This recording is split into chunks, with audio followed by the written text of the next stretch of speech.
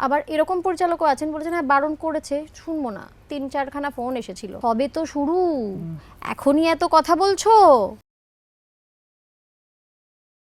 তোমার কি এটা মনে হয় যে তোমার তো একটা পরের জেনারেশনের অভিনেতা অভিনেত্রীরা আসছে, প্রচুর ছেলেমেয়েরা কাজ করছে, আমি ছেলেমেয়েরা শব্দটাই বললাম, হ্যাঁ, নিশ্চয়ই, কারণ একদম ঠিক বলেছিস, আমি এর পরে এটা বলতাম উল্টোটা ছেলেদেরও এটাই অ্যাবসলিউটলি, আমি ওই জন্যই একদম। এই শব্দটা মেনশন করলাম যে এত ছেলেমেয়েরা আসছে, তোমার তোমার এটা আমি তোমার পয়েন্ট অফ ভিউ জানতে চাইছি। তোমার কি মনে হয় যে এই যে এত তাবড় তাবড় নাম, এই নামগুলো না এবার বলে দেওয়া উচিত?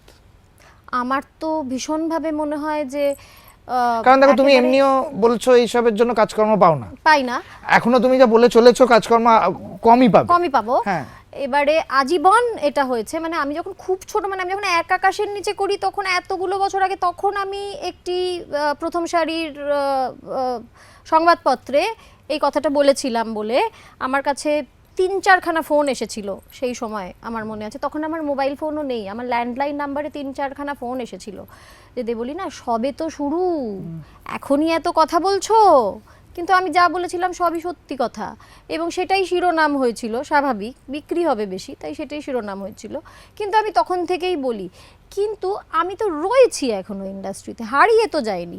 তাহলে সেই লোকগুলোর প্রশংসা তো আমাকে করতেই হবে যারা এগুলোর বাইরেও কাজ করে, নাহলে আমি থাকতাম না।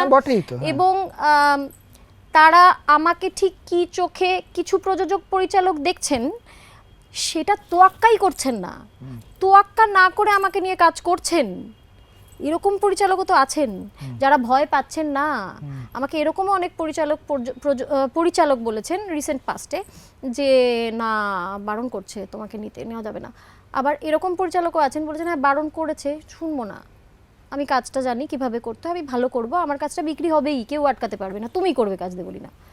এরকম পরিচালক, এইটাও তো খুব দরকারি ছিল, এই কনফিডেন্সটা যারা নতুনরা তাদের জন্য খুব দরকারি ছিল। নতুনদের কথা বলছিলি তো, তাই বললাম যে এই দিকটাও বলি, মানে শুধু খারাপ দিক না, মানে না হলে আমি কি করে, না ভালো দিক তো আছে, 29 বছর কাজ করছি, এরকম মানুষ বহু আছেন, মানে আমার সামনেই তো একজন পরিচালক বসে আছে যে বলে মানে অঙ্ক কি কঠিন, কিন্তু অঙ্কটা আসলে সহজভাবে সলভ করে দেয় আর কি। মানে এই যে তুমি বললে যে এখন কম আসে, এটাই তো আমাদের অনেকটা ভালোর দিকে আমরা আছি, এবং নতুনরা আসুক সেটাই আমরা চাইবো। না সেটা কম আসে বলেছি, আমাকে চিনে গেছে বলে মানুষ কম আসে। হ্যাঁ তুমি রাস্তায় হেঁটে দেবে এবার, হ্যাঁ নচেত দেবলিনা তো কেসকাই দেবে, এগোবো না বাবা। যেটা দরকার সেটা হচ্ছে একটু ধৈর্য, আমি বলছি একটু ধৈর্য।